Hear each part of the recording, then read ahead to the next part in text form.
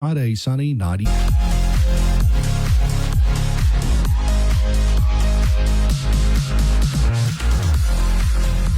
Hey, and welcome into this Wednesday edition of the Miller's Edge, Tide 100.9, 1230 WTVC. Hope you guys are doing well, ready to talk another day full of sports. Reed is behind the glass. We'll be throwing the latest at you as we've been doing during the dog days of summer. Good news is we've had plenty to talk about. Sometimes you're kind of scrambling, trying to figure out, man, what's going to be the big topics to talk about today, especially when you're so focused on Alabama sports, especially Alabama football. We know that's everybody's pride and joy around here, but man, never fails to find something to talk about, Reed. One of those being, you had the NBA draft last night.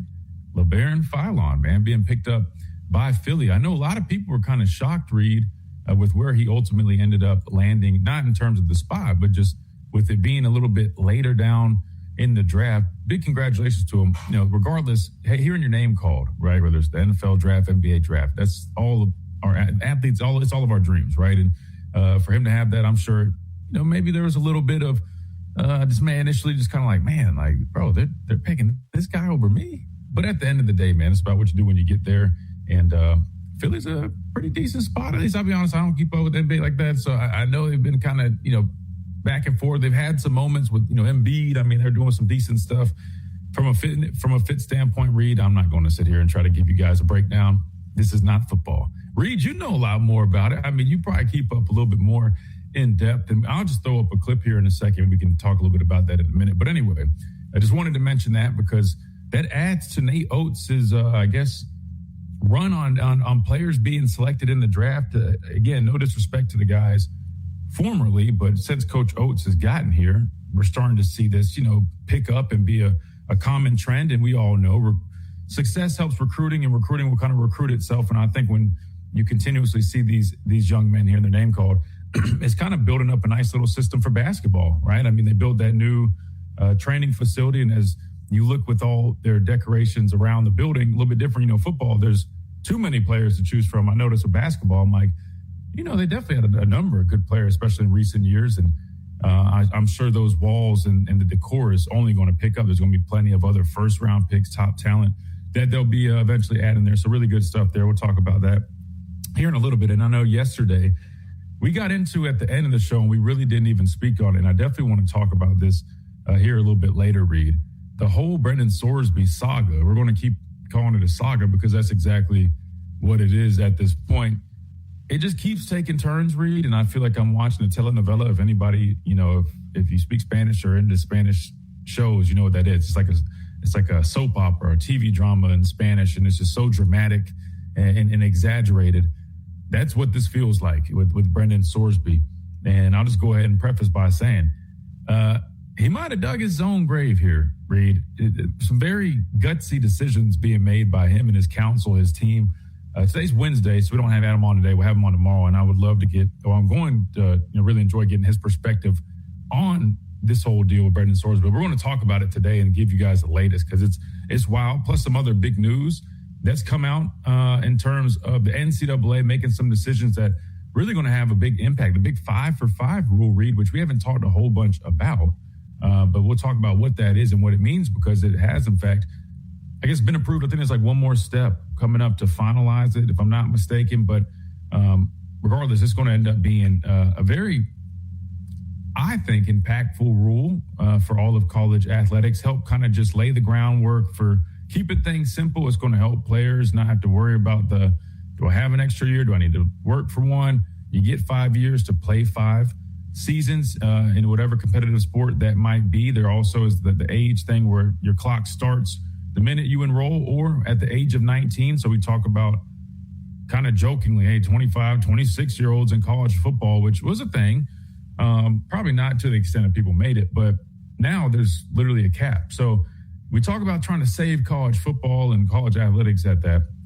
Sounds like we're making some ground. So we'll talk about what that means and kind of who it could affect, how it could affect this team, because there are several players on this current Alabama football team. And I think a couple as well on the basketball team that this will have an impact on, which I think could end up being very positive, not only for the player if they elect to take advantage of that extra year, but also the team, because now you're saying, hey, what originally seemed like a position that we were going to be losing a guy or two here, we now anticipate having that player if they do, in fact, decide to return to school. So we'll talk about that.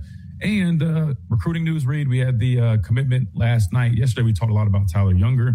Very impressive young man. Again, not going to blow you away if you just look at rankings, but if you take a little bit of a deep dive into him, he's a very intriguing prospect, a guy I think that has a really, I would say has a high ceiling, really nice potential with everything that you look for in an edge and that you could develop him into. But that said, there was another commitment last night from Mr. Strafford, right, who we talked about during the show, the offensive lineman out of Arab, Alabama. He ended up making the commitment last night. Stafford Willis committed to Alabama when he made his decision. And I think there's some quick little audio clips. I think is it Justin Smith of Touchdown Alabama? I know he posted a couple clips. Maybe there's a full interview. If there is, we'll definitely give him credit and play that YouTube video so you can hear from Alabama's latest commit.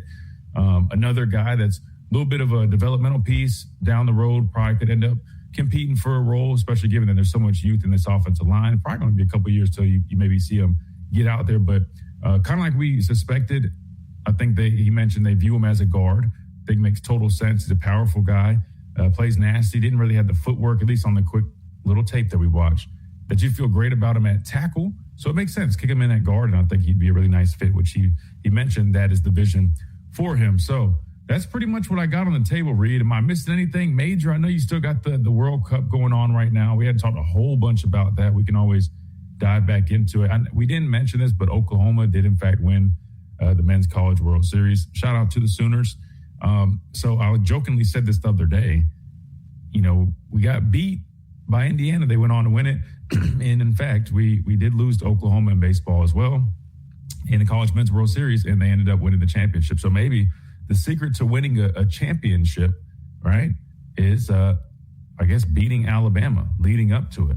I don't know. But I guess that doesn't ring true because Alabama lost to Texas Tech, who then went on to lose to Texas.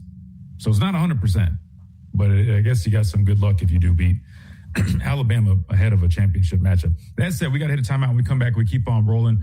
The floor will be open 205-342-9904 if you guys want to get in on the conversation. Always encourage you guys to do that. I'll give me some water during this break so I can be ready to roll next segment. And, of course, we always encourage you guys to hit us up and then join the streams on YouTube, on X at The Miller's Edge. Easy to find us. Come join us. Hang out in the chat. We'd love to get y'all's questions, comments, and concerns. We'll talk about them. You can discuss with each other, and we'll read them on air if it's a good enough question. We'll see what you got there for us. Right here on The Miller's Edge, Tide 100.9, 1230 WTBC. Quick.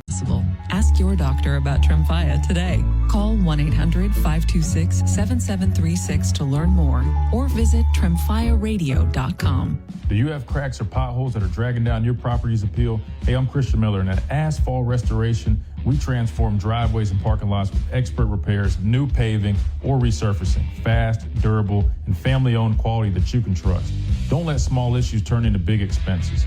Call 205-393-9149 for your free estimate today. That's 205-393-9149. Asphalt Restoration, where smooth roads start. Roll Tide. Tide 100.9 Tuscaloosa weather. Here's your Tuscaloosa and West Alabama forecast. Looks like the better opportunities for rain are going to be down in the southern counties. Looks like areas along in south of US 80 have the better chances of seeing a storm from Demopolis on over to Selma. We'll keep an eye on that through the rest of the day.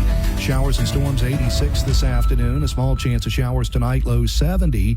90 tomorrow, sunshine. Friday, sunny, 91.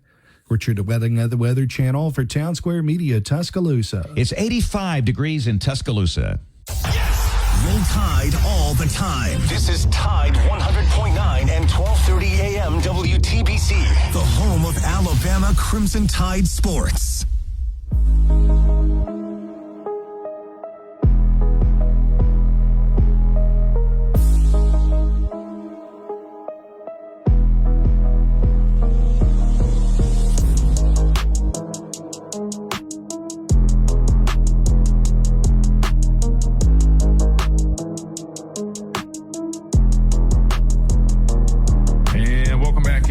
Wednesday edition of the Miller's Edge, Tide 100.9, 1230 WTBC. Let's go ahead and kick things off. You had the NBA draft last night, Reed. We don't talk a whole bunch all the time, but again, we got to talk about when it's due.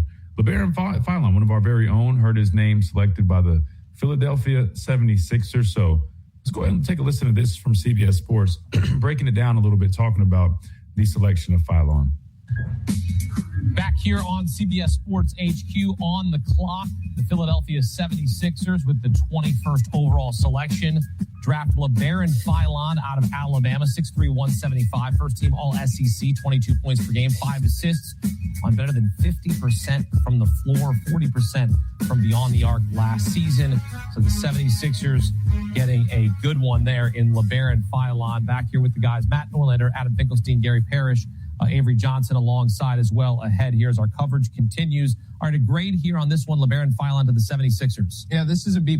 I don't think the 76ers expected Philon to be on the board here. Obviously, there was a little bit of a late slip. Some people, myself included, view him as a potential better lead guard prospect than a number of the point guards we've seen go in the last 5 or 6 picks here. He's got tremendous pace with the basketball. He made a significant jump from his freshman to his sophomore year, not just in terms of his overall production, but the shooting. And the shooting is going to be a very important variable at the next level because you're surrounding guys like Tyrese Maxey and VJ Edgecombe and Joel Embiid, and you have to be able to create that spacing. We know he can create shots with the ball in his hands. I think he will be able to do that on the second unit. What he's going to have to do is rediscover the defense that he started to become known for as a freshman at Alabama and then just forgot about as a sophomore. This is one of the players that I just sort of wondered if he should have more seriously considered going back to school, not because he couldn't get picked. He was always going to get picked somewhere in the first round, but because there were so many other lead guards in this draft that were just going to push him down to a range that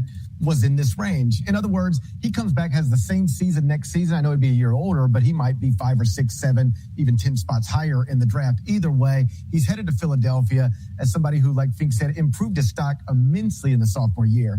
Freshman year played mostly off the ball. Sophomore year on the ball, 3-point percentage is rock solid. 6'3", good enough size. This is somebody who is going to be a part of that Philadelphia backcourt, I would assume, an impactful part for a while. 22 points per game last season, drafted 22nd overall here. What do you think of this pick and the fit here for Philadelphia? Well, just rewind the clock a year. He was expected to be in the draft a year ago, and Nate Oates had fully moved on, and then the last minute he goes, nope, I'm coming back for my sophomore year. Gets picked higher this year than I think he would have last year, but his stock did take a knock here over the past month or so. There was a time where I thought his camp probably believed they would be somewhere in the top 16 or so. Instead, they followed a really good situation, honestly. I do like the fit here. Mike Gansey now running the show in Philadelphia and did extensive work on him. I'm of the opinion that if Philon puts it all together, I do think he's going to be one of the 10 to 12 best players in this draft class when we check in 5 years from now. I like how he handles. I've seen him in person plenty of times. He can be a blur with the ball, and knowing what his role is going to be. There's some really established pieces there in Philadelphia, and being a wingman to Maxey amongst other players. I think it's a really good value pick, and I think the upside's tremendous. We'll stop there for a second, Reed. I think that was plenty to discuss right there. But again, Philon being selected 22nd overall fell a little bit according to, I guess maybe where some might have expected him to go, or even just knowing the talent that he is. I mean, you even heard them. They said, 5 years down the line, the expectation is he's probably going to be one of the top 10 to 12 players in this draft. And I don't think many people would dispute that. You're talking about a guy averaged 22, 50% of his field goals, just shy of 40% from three. They talked about that defensive ability, a little bit stronger his freshman season, came back last year. But the way I would view that is, well, if he did it as a freshman, he's got it, right? It's just, you just got to get that consistency there. So it shouldn't be a huge concern. Again, in terms of fit and stuff, I don't know the whole roster of Philly, but they mentioned that they think it's a good fit. What do you make of this pick, Reed? Do you feel like Philly's going to be a good spot for LeBaron? You see him having NBA, you end up traveling around a lot. Guys play a lot of places, but do you think Philly's going to end up being a good spot for him? Christian, I honestly think I do, and I was honestly surprised that he kind of was starting to slip a little bit farther. Now, we heard talks that it could be as early as, the high teens to potentially right around the area that he's looking at, to the early to mid-20s. But going to the 76ers where that backcourt's kind of already established. You've got Tyrese Maxey, you've got VJ Edgecombe, you got Quentin Grimes. He'll be running that second line with Quinn Grimes. So I think there's plenty of guys that already have experience in the league that he can go ahead and learn from. And so it's not one of those positions where he's already getting thrown out in the fire and expected, hey, you've got to come save us in a sense. But I think right where he's at, he can learn and then eventually continue to establish what he already did in college. I agree. And listen, I mean, the dude can score the ball, man. And he can create. I think he's going to end up having a great NBA career. We talked about some of the guys that Coach Oates and this basketball program has been putting into the league. And it's exciting. I mean, I always talk about this with basketball, just seeing the change, right? Again, when I was here, 2014, no disrespect to the guys that played when I was here. But we had, what's crazy? We had good players, right? A lot of them ended up being more like Euro players, at least that caliber. But the program just wasn't what it is now. And now when you're seeing guys like Brandon Miller, Colin Sexton, I mean, you got LeBaron Fallon joining. I mean, like, it's cool seeing that Alabama pedigree now making its way to the league and just getting to watch and keep up with these guys. And I'm excited to watch him. Now, I do want to ask you something else, Reed. He mentioned maybe, at least when the first gentleman speaking mentioned, he should have maybe considered coming back yet another year. How do you think? What do you think about that? To me, I'm like, I don't know the values as well with basketball and NBA that I do with football in terms of, pick 10 to pick 25. I can tell you pretty, clearly kind of what the difference is. But I mean, do you think if he came back, he would even have that much room to grow? Now, he mentioned it wasn't so much about him or his play, but more so the guard class was so deep in this class, maybe it would have been a little bit clear of a path for him to be picked a little bit earlier. But without knowing the money value of things, I don't know how big of a difference that would have made. Probably, I mean, I'd imagine it's probably a decent amount if it's anything like football. But one thing I know about basketball is those contracts that they get. I mean, you're talking about fully guaranteed. You get those max deals. I mean, we're talking like serious money. So we're saying the difference is, and don't get me wrong, because listen, a couple $1 million is still a lot of money. But say it's like a $8 to $10 million difference if he was picked like 10 spots higher. While that definitely is a whole lot now, we got to remember he's probably been receiving pretty decent NIL. I would imagine he's probably got some good endorsement stuff that he'll be able to do. And then I think fit is almost nowadays almost a little bit more important if you're talking about getting to that next contract, because you might get the big payday early if you're picked really early. But say like in the NFL, you go to the bad team because they pick first. And let's just say your career doesn't get off to a great start versus if you got picked a little bit later, mid-round, maybe a little bit closer to the end of the first round to a good football team, your career gets started great. Next thing you know, you're getting an extension, your second contract going into, we've seen it, sometimes going into year 4. Granted, first rounders are normally a little bit different because you got the franchise tag and then the 5th-year option, but you get the point, Reed. Sometimes I think fit is almost better. Do you think it was even worth kind of considering coming back, or do you think it was the right decision to go ahead and leave after sophomore year? I think it was the right decision to go ahead and leave because I think the analyst made some great points that, he showed his lockdown defense his first year off the ball, and then the second year show what he could do on the ball. So he kind of showed everything that he's capable of doing in just those 2 years. I don't think him coming back would showcase anything else. I think it's exactly what they said. It was just this draft class, and I truly believe what people are saying. I think this is one of the most loaded draft classes we probably had since, probably before I was born, maybe the 03 with Braun in them. You're comparing it to that, Reed? No, I'm not an expert now, but man, not just because of because we knew Braun coming out of high school. I mean, generational, but I'm saying from the sense of top to bottom, just the amount of talent throughout.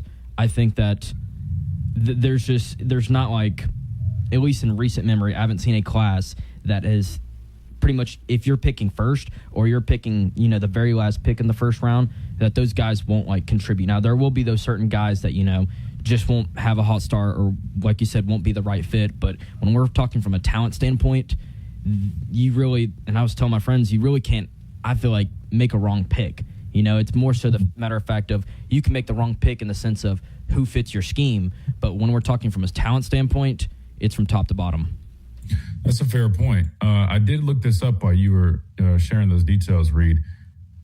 I think I was actually pretty spot on in terms of kind of the difference in value. Now, this is according to ChatGPT. Could be off, but this is what it gave me. It said the 10th pick typically earns roughly $2.3 to $2.7 million more in the first year alone. Over the 4 the full 4-year rookie scale contract difference is typically around 10 to 12 million. So I was thinking more of like 10 to 12 million, like signing bonus type deal, but they're saying 10 to 12 million over the course of 4 years, which again, I'm not downplaying that. That's a lot of money. And don't get me started on that whole thing. I'm sick and tired. I tweeted about this of athletes coming out talking about they signed a $50 million contract and man, it's so tough. It's just not as much money. I'll talk about that in a second. That, like, as somebody who I'm fortunate to be educated on finances. Like it drives me nuts when I listen to these guys say these things. It's this crazy thing. But anyway, $10 to $12 million over the course of 4 years. To be honest with you, I think fit's almost more important about that, or where you land. And I don't think it's really that huge of a deal. And that's if you made the jump all the way to 10th overall, which I'm sure. I mean, if he built off of what he did this past year, I'm sure he could have made a jump. But I think he clearly was talented enough to go ahead and make that next stop in the NBA. And we're rooting for him. We definitely, I guess, watch him. Summer League coming up is going to be fun. I know he's probably going to be cooking. That's going to be fun to watch. And we'll definitely be keeping up with our guy, LeBaron Fallon, the 22nd overall pick in the NBA draft. Another one for Nate Oates. Now they'll probably slap his graphic up on that nice new training facility, which if you guys haven't seen, I haven't seen in person yet. I'm looking forward to checking it out at some point, but it's nice. It's nice. Kind of looks like, very similar to the football's theme and style, which is nice and clean. I like it. And I think they're going to have some more guys to throw up there on the wall and have representing them there. But we got a time out. We come back. We'll shift from some basketball. We'll talk a little bit of football. We got to talk about this Brendan Sorsby situation, give the latest with that whole deal, and talk about what that means for that young man. Because Reed, he might have just found himself in we thought the whole suing the NCAA thing was tricky enough, and it was. He might be flirting with having his NFL dreams and hopes not being so much alive anymore. Now, that might be a little dramatic, but we'll talk about why that is when we come back. Plus, we'll get into some Alabama football talk down the road. Right here on the Miller's Edge, Tide 100.9, 1230 WTBC. Quick timeout. We'll be right back.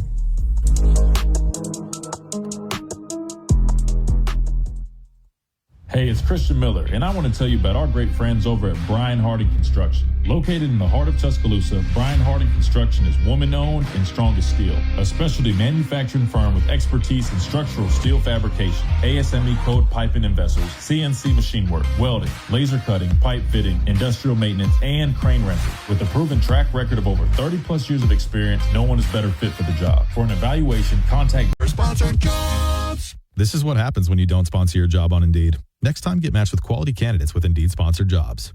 Visit Indeed.com/hire now and sponsor your job today. What does it mean to advertise and do your marketing with Town Square Media Tuscaloosa? Melissa started her business in 2014. What would you say to someone considering Town Square Media Tuscaloosa? My experience with Town Square Media has been awesome, and I would definitely recommend it to anyone. I think that this is the first time in my marketing experience that I've been able to see my return on investment. I would definitely say in the past that has not been the case. In this, I like knowing that that's 100%. A lot of the marketing we've done has been radio. You guys have so much more to offer than that, whether it's, websites, from targeted marketing to radio. You are kind of a one-stop shop, and it makes doing marketing so much easier. So I would definitely recommend it. For more info on marketing with Town Square Media Tuscaloosa, call 205-345-7200 or click on Advertise with Us on our website. From our home base in Birmingham, Alabama, we are here treating patients from every generation across the United States and from around the world. We're here for the rookies and the dreamers trying to make a name for themselves. We are here for the achievers who are resilient and won't take no for an answer. We're here for the coaches, athletic trainers, and mentors who are shaping the next generation of legends. We are here for you, aggressively pursuing victory over injury. Learn more at andrewsportsmedicine.com. Hey, it's Christian Miller, and I wanted to tell you about our friends over at Lamparello Law Education and Advocacy. Founded by attorney and Professor Adam Lamparello, helping students at every level with mentoring, exam prep, applications, and career planning. Adam also represents students, faculty, and athletes in academic misconduct, First Amendment, NIL, and criminal defense cases. Known for real care and relentless advocacy. For guidance you can trust, call 201-317-5115 or visit lamparello-law.com. Lamparello.com. That's Lamparello Law, Education, and Advocacy. Proud partner. Stay locked in, Tide fans. This is Tide 100.9 and 1230 AM WTBC, the home of Alabama Crimson Tide sports.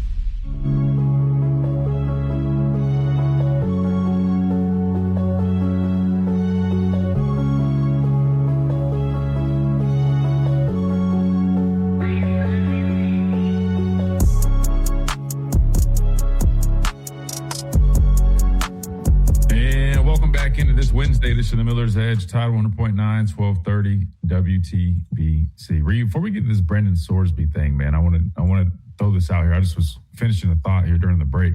Since we're talking about contracts, signing bonuses, and all that, again, not trying to pocket watch, but have you seen these podcast clips of guys like Odell Beckham and others coming out and talking about, I'm not going to say blowing, they didn't necessarily say like, blowing $100 million, but just how quickly that you can spend that and not realize that most people don't realize that it's not as much money as it seems. Have you heard any of these clips? It wasn't just him. It was somebody else I saw recently. Have you seen any of these, though? I have not seen any of these, Christian, but I am kind of intrigued a little bit. Okay, so basically, long story short, I'll try to make this quick, even though you guys know me. I'm typically a little bit of a rambler here, but I thought it was because we're just talking about money and numbers and stuff. And I feel like it'd be good financial advice for anybody listening. You don't have to be an athlete, but especially if you're in a position like these guys, it kind of makes sense. But anyway, I was trying to pull it up, and I'll still look for that while I talk. But I've heard a number of athletes now, they come on these podcasts, and they'll talk about the big contracts that they sign.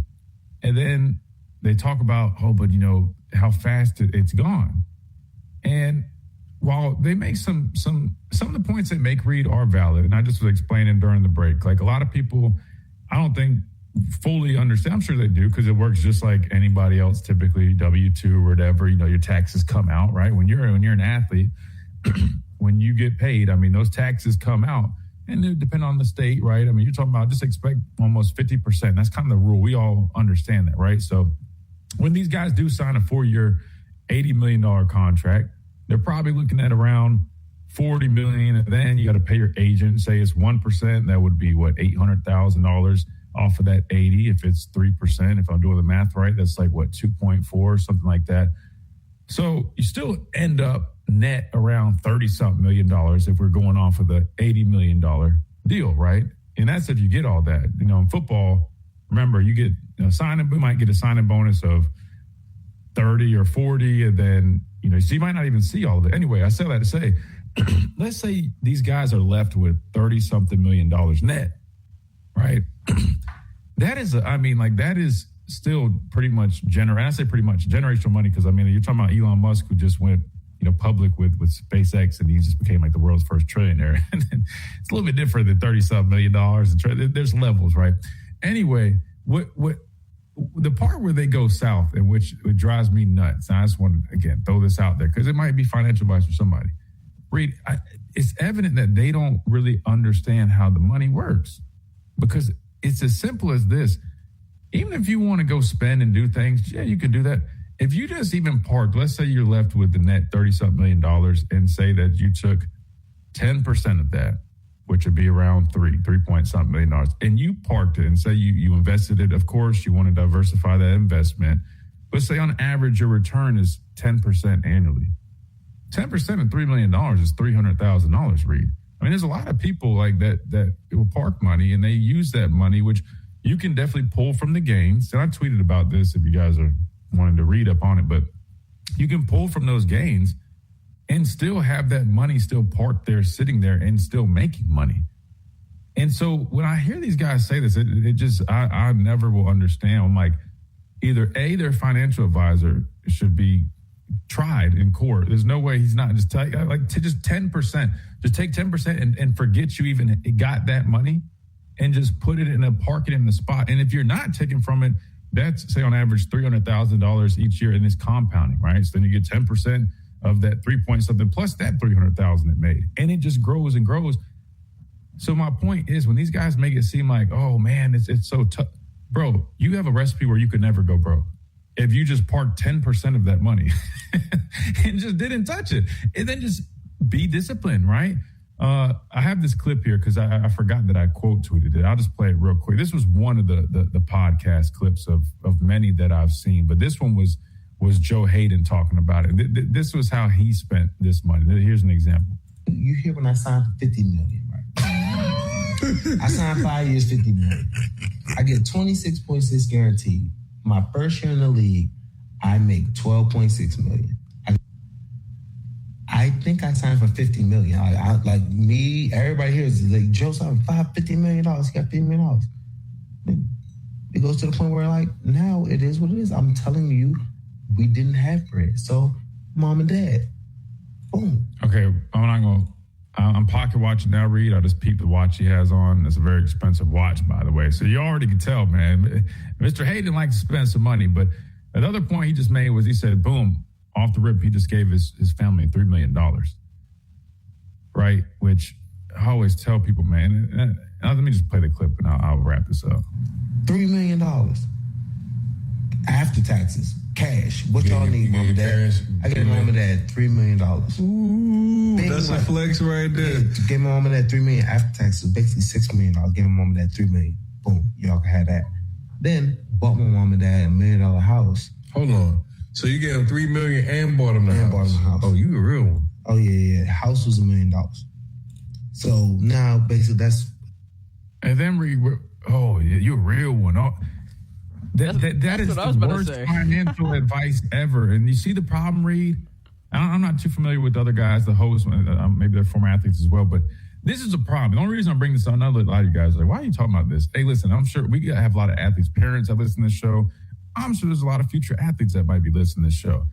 I just wanted to take a second to point this out because, number one, it's I hate to use this word. I shouldn't call it stupidity, but it is the craziest thing listening to this. And then hearing people like, oh, that's a flex. That is not a flex. That is the worst decision to make. There's no need to give your family $3 million liquid cash or just give them money. That makes no sense. Let me finish the clip, and then I'll just wrap this up. Give mom and dad $3 million cash. Oh, and bought the house after the cash. I forgot. $5 million. Me and my little brothers. And obviously, little bros need whips. Buy all my little bros whips. Then me. I got $50 million now, don't I? You know what I'm saying? So I caught me a nice penthouse. I get me a penthouse and 2 whips. Give me a Range Rover Sport and a Bentley GT. Off the rip. You know what I'm saying? So now, bro, looking at 12.6, there's really 7. That's now after my folks and everything. But that's like, man, what you got in the bank? $1 million? $1 million. You know what I'm saying? After like, it's 12.5. So that's 12.5 out of the 26 million is guaranteed. So now I got another 14 million that's coming in. That's really sad. I had to start really getting get hip. All right. So clearly I'm sure he's doing the Cuban he's got on. A really nice watch. I think he's doing just fine, Reed. He probably figured out how to fix some of that. But you hear why I have this attitude towards his Reed. Because think about nowadays, you have college athletes that are a part of this, right? They're able to make money. And unfortunately, man, there's a lot of people that just have this mindset. And then what do? They see others doing it and everybody just kind of continues it. And I don't know. I just want to throw this out there for who might be listening. It might help you out, man. Again, this was the tweet just to kind of just put a bow on kind of what the point I was trying to make. And I was using his example here because he mentioned, giving the family $3 million, his parents $3 million, then on top of that, buying $1 million house and then buying brothers' vehicles and stuff. So I respond, I said, these podcast clips of fellow athletes making these same financial mistakes over and over, a reminder of why financial literacy is critical. Instead of giving family members $3 million outright, which probably would be gone in no time, and no disrespect, I don't know his family, maybe they're investors, maybe they know what to do, but the reality is if you give anybody, and he also said that he didn't come from money, the reality is if you give somebody who hasn't necessarily experienced that, especially that type of money, I'm just telling you, I'm just calling a spade a spade. It's not going to last. I've seen it firsthand. It's not going to last. Probably going to be gone in no time. Put that money to work. I mentioned earlier, $3 million invested. If you're averaging 10% of annual return, that's roughly $300K annually, and it's going to continue to compound and grow over time. So rather than depleting that principal, which was the $3 million, you could just use a portion of the gains to provide that meaningful support for the family member. So, for example, say you're earning that 10% at $300,000, you could pull $200K from those gains, and literally you could pay them or give them $200K of that $300K annually. You could pay them $200,000 annually. I don't know who wouldn't enjoy just a nice $200,000 a year just given to them, right? I mean, you could still get, spoil yourself, right? I'm sure you could buy some things with $200K annually, Reed, but you still would have the initial principal of that $3 million of your money growing, and plus a little bit of the extra left in there to help keep compounding. That way you don't have to worry about it. Then I just finished by saying the result is a much more sustainable approach. The original $3 million remains invested. It continues to appreciate over the long term and creates an ongoing source of income. You basically are using, by parking your money, you're creating a revenue stream of basically $300,000 pretty much, if you want it to be that, or you can just let it keep compounding. Instead of that one-time gift that may likely be wasted, you create that system that will benefit both you and your family for years to come. Financial education discipline is often the difference between building generational wealth and ending up broke. So again, I know a lot of people are probably, why are you talking about this? I just keep seeing this pop up, and we were just talking about the whole draft stuff and that money. Maybe it might help somebody, because I really feel there's a lot of people that don't understand how this stuff works. And granted, I get not many people have the opportunity to get a big signing bonus of millions of dollars. They can just park money away and have that money make them money. But it don't have to be that for anybody that's interested in this. Again, this isn't financial advice. I guess it kind of sounds like that, but do what you want to do.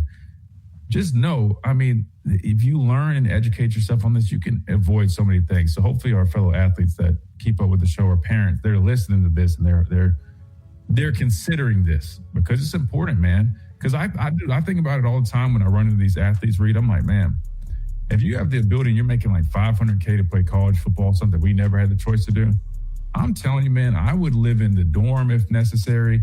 I would get a roommate if possible. I would eat at the dining hall, and I would just take all that and just do exactly what I'm talking about.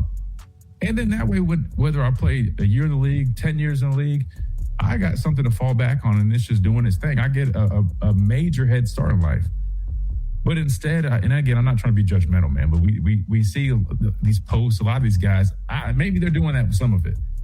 But I also see a lot of it going to some stuff that you're just like, you know what I mean? It's tough. So anyway, any thoughts before we hit this break, Reed?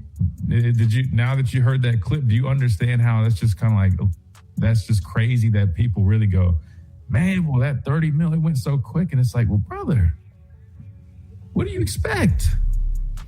Christian, if you keep taking, if a piece of cake looks really good and you keep taking a slice and you keep giving it away, eventually there's going to be none of that cake left. All right. And so, yeah, man, when I was just hearing step by step, he's just like casually throwing around. He's like, well, yeah, I'm just, got to give them $3 million. And then, oh yeah, and got to pay for $1 million house. I'm like, he's just throwing this around. But, it's better to be more knowledgeable than, like you said, to not be in eventually probably going broke. Well, I mean, we hear about it. I mean, the statistic is kind of crazy if you think about it. I mean, there's a lot of athletes that end up in this spot. I mean, you listen to my dad's testimony. He'll tell you, my dad played 9 years in the NFL. And I mean, I don't even know how long until after he was retired. He hardly had any of his money left from the NFL. He'll be the first one to tell you. So maybe that's kind of why I'm always so, like, conscious of it, too. Because, I mean, I witnessed it, man. I mean, I witnessed cars being repoed. I witnessed living in a huge house. The next thing I know, I'm in an apartment. So I seen it firsthand. So I guess that's why it's important to me. Hopefully that can be a lesson for anybody out there listening. I always try to use my platform for a positive cause. When we come back, we'll keep rolling. We'll talk about the Swordsby situation. We'll talk some Alabama football. Talk maybe a little bit of recruiting, and talk a little bit about some of these top players. We got Clint coming on Friday, but I know he's doing his breakdown about his top players on this team. And maybe we'll take a look and see kind of how it lines up with maybe what we would consider our top players. All that on the Miller's Edge right here, Tide 100.9, 1230, WTBC.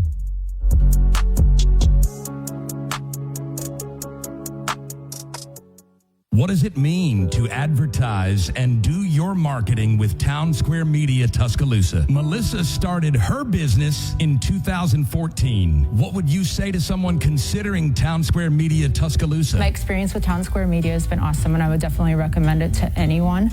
I think that this is the first time in my marketing experience that I've been able to see my return on investment. I would definitely say in the past that has not been the case. In this, I like knowing that that's 100%. A lot of the marketing we've done has been radio. You guys have so much more to offer than that, whether it's, websites, from targeted marketing to radio. You are kind of a one-stop shop, and it makes doing marketing so much easier. So I would definitely recommend it. For more info on marketing with Town Square Media Tuscaloosa, call 205-345-7200 or click on Advertise with Us on our website. Hey, it's Christian Miller, and I wanted to tell you about our friends over at Lamparello Law, Education and Advocacy, founded by attorney and Professor Adam Lamparello, helping students at every level with mentoring, exam prep, applications, and career planning. Adam also represents students, faculty, and athletes in academic misconduct, First Amendment, NIL, and criminal defense cases, known for real care and relentless advocacy. $9,000 for a free consultation, no fees unless we win. No representation is made that the quality of legal services to be formed is greater than that of other lawyers. Do you have cracks or potholes that are dragging down your property's appeal? Hey, I'm Christian Miller, and at Asphalt Restoration, we transform driveways and parking lots with expert repairs, new paving, or resurfacing. Fast, durable, and family-owned quality that you can trust. Don't let small issues turn into big expenses. Call 205-393-9149 for your free estimate today. That's 205-393-9149. Asphalt Restoration, where smooth roads start. Roll Tide. Tide 100.9 Tuscaloosa weather. Here's your Tuscaloosa and West Alabama forecast. Looks like the better opportunities for rain are going to be down in the southern counties. Looks like areas along and south of US 80 have the better chances of seeing a storm from Demopolis on over to Selma. We'll keep an eye on that through the rest of the day. Showers and storms 86 this afternoon. A small chance of showers tonight, low 70. 90 tomorrow, sunshine. Friday, sunny, 91. Richard Weathing at the Weather Channel for Town Square Media, Tuscaloosa. It's 86 degrees in Tuscaloosa. You're listening to the home of Alabama Crimson Tide Sports. Tide 100.9.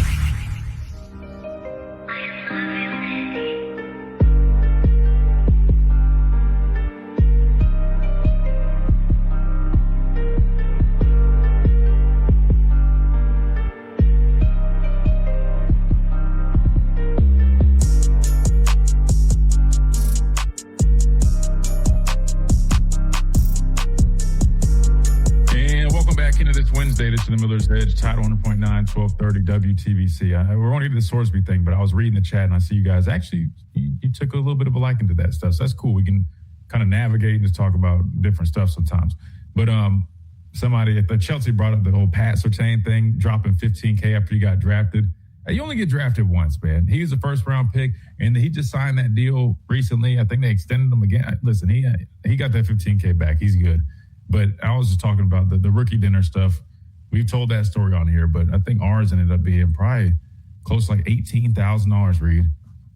And yeah, my portion, I'll be honest, my portion ended up being about $7. I think I had to come out of pocket about $7. I think Brian covered a little bit more than that. And then Sione, who was like an undrafted guy, we shouldn't even have made him pay nothing. He wanted to, though. He felt obligated. So I think he dropped like $1,000. I haven't told this part of the story yet, though, Reed. I think I'm getting the package here, and obviously my dogs don't like the mailman. That said, there's another part to the story that I have not told, and I can't go into too many details in terms of but with us, the way we did it was, it not only was a dinner, but they also added another layer to it. We had to arrange an after event. I'll just call it that, an after event that followed the dinner, which also cost us some money because we had to rent a home, which was a very nice home in Charlotte, and had to arrange the stuff for the party. So that's all I'm going to say, and just know that definitely added up as well. So Don't get me wrong. I mean, listen, I'm all about the financial advice. But there's some things that are inevitable. That's the point. You can't say no to that because I'm going to tell you straight up, Reed. I was telling myself, I'm like, can I just not show up? What happens if I'm like, what are they going to beat me up? I'm like, bro, we're like grown men here. Like, I know I'm a rookie, but I'm like, what's the worst that's going to happen? But at the same time, you don't want to be that guy, right? Because if you're that guy, they like, you don't want to, like, the vets will pretty much hate you. They're going to treat you like crap. And eventually people get over it, but you just don't want to be in that spot. So it's better just to swallow that pill, bite the bullet, and just go ahead and pay your dues, which I did. Writing a check for $7,000 and I only literally had a plate of food. I don't drink alcohol like that. I definitely wasn't drinking like that. I didn't even order any of the alcohol. I didn't order any to go. And I thought we were going to get off, smooth, because at first they're like, we can't sell you alcohol to go. And I was like, yes. Because the food was only like $7 itself. So I'm like, okay, bet, like $3,500. I might get a couple $1,000 here. Like, okay. But they ran up another $10,000 in the alcohol when they got the manager to approve them selling, bottles that were unopened and whatnot. And then to the other point, the whole like couple weeks leading up to this, like we had vets that come up to us like, hey man, y'all better beat the arrangement straight. And we were like, all right, so they literally pointed everything out. Like we didn't really have a choice for you. They had everything set up. They're like, you need to do this, and this. And so, yeah, but I'll say this, man, definitely was an experience, quite the experience. We had practice the next day. And so we all show up to him because we did it on like a Thursday. And in the NFL, Fridays, we call like Fast Fridays. Fridays are like our Thursday practices in college. So it was like a Fast Friday. So it's like a walkthrough type day for us in the NFL. When I tell you, everybody just sat in those meetings, Reed, tired, knowing we spent all night bonding, doing some team bonding. And yeah. So the coaches were like, it's so funny because, the coaches know, the coaches like, y'all straight. Because everybody just sitting in the meetings, like everybody just sitting in the meeting rooms, like barely away in there. He's like, what is it? Y'all good? He's like, oh, well, y'all had y'all's dinner. Could you at least give us a time range? If you know. Time range? Like you were saying, you said all night. So are we talking like 2 a.m.? What are we kind of... Oh, no. This was, probably like 4. Yeah, it was a long night. Well, because the dinner was a long time. And what's the name of the restaurant? Super nice spot, man. But we had a nice, like, go down and it's a private room. I mean, like, it was legit. And then when I tell you the place that we rented for the after event, it was like a mansion, bro. I mean, it was a mansion. I mean, it was crazy nice setup. And, it lasted pretty much, yeah. I think I got home at like probably 4 a.m. And then next day, when we had to be up there at like 8 for meetings, and then we had practice and it was a walkthrough. But it was just funny because my coach, he was a younger coach. He was like 30, he's like 31, 32, man. We had players in the room that were his age or even a year older. And so he played like a couple years in the league. He played at Florida State as well. And he just was like, y'all had that dinner last night, didn't you? Like, maybe. We may or may not have had that dinner last night / extra stuff. Anyway, that being said, let's go ahead and hit this top of the hour break. When we come back, we'll jump into the Sorsby talk. We'll talk some Alabama football, top player conversation coming up here in a moment, and we'll roll from there. But real quick, let me remind you about our friends over at Lamprey Law Education and Advocacy. If you guys find yourself in a situation, whatever that may be, and you need some legal representation, some counsel, make sure you guys check out Lamprello Law. Lamprello-law.com is their website. They'll take great care of you. They'll cover you firsthand, first-class experience.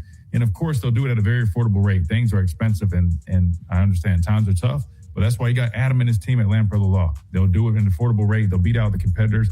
And not only do they offer legal representation, but they also offer for high school, college, and graduate students subject matter mastery, academic and career planning, and exam and test taking preparation, all that good stuff right there at Lamprello Law Education Advocacy, the official representation here on the Miller's Edge. Speaking of Adam and his team, man, he said, are they better than UGA's lawyers? Matter of fact, maybe we need to get Adam in touch with some folks over in Athens, man. Adam would probably make a killing, and I shouldn't joke about that, but I mean, let's just call a spade a spade. I mean, Adam probably would be like Better Call Saul over there trying to get those dudes out of what God knows what's going on in Athens. But yeah, he does. He practices in Georgia, matter of fact, so it actually probably would work out well. I was about to say we might just have to recommend him because that right there, that's a money grabber right there. Oh yeah. Oh, 100. Adam would be booked out. I'm afraid Adam wouldn't be able to take any more. I mean, Adam would be booked out, but he literally practices in Georgia, so that might actually be something we need to set up for him. All right, we come back. We keep on rolling on this Wednesday edition. 205-342-9904 is the number if you guys want to get on the phone lines. We got Legend coming up. We'll go to him, and we'll talk about Sorsby, some football talk, and more right here on the Miller's Edge, Tide 100.9, 1230, WTBC.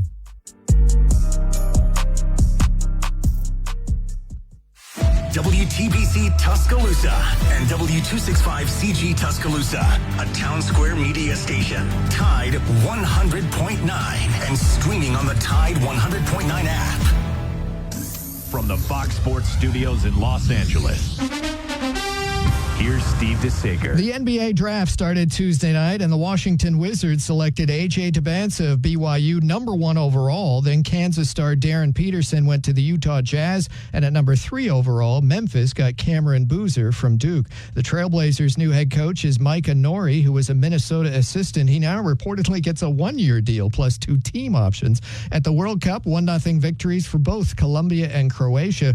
Ghana tied England 0-0, although England outshot them 18-2. Portugal won 5-0 over Uzbekistan. Cristiano Ronaldo 2 goals in the first half.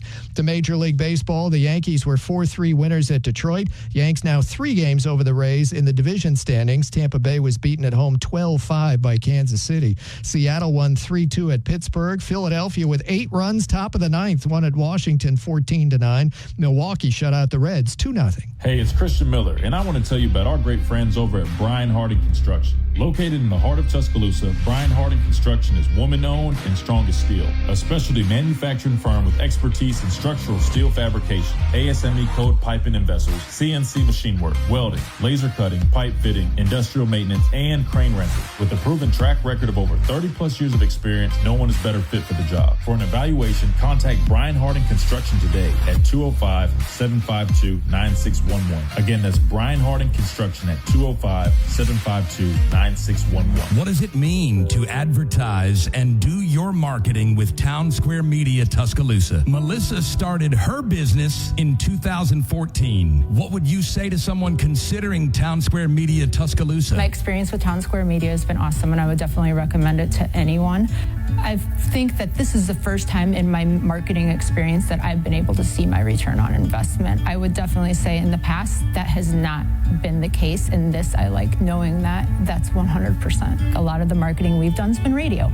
You guys have so much more to offer than that, whether it's, websites from targeted marketing to radio. You are kind of a one-stop shop, and it makes doing marketing so much easier. So I would definitely recommend it. For more info on marketing with Town Square Media Tuscaloosa, call 205-345-7200 or click on Advertise with Us on our website. From our home base in Birmingham, Alabama, we are here treating patients from every generation across the United States and from around the world. We're here for the rookies and the dreamers, trying to make a name for themselves. We're here for the achievers, who are resilient and won't take no for an answer. We're here for the coaches, athletic trainers, and mentors who are shaping the next generation of legends. We are here for you. aggressively pursuing victory over injury. Learn more at andrewsportsmedicine.com.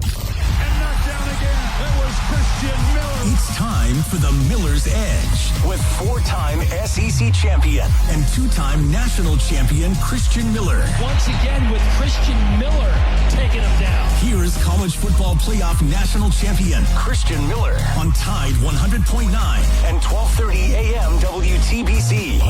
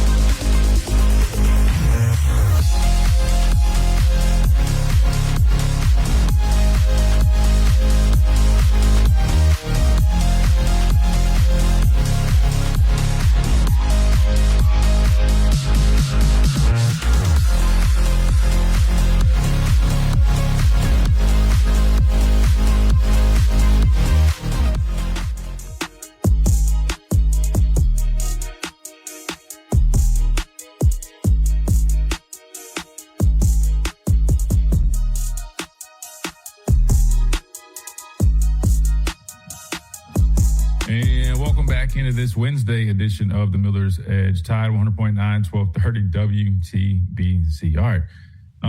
We're going to get to the Sorsby conversation, but let's go to the phone lines because we got people lined up. Now, it looked like we had Legend lined up on the phone lines, like you mentioned, Reed. Sounds like he's, if it is the Legend that people mentioned from the Paul Feinbaum show, I think a lot of people know who he is. I hate that he dropped, but if he wants to circle back, we'd love to hear what he had to say.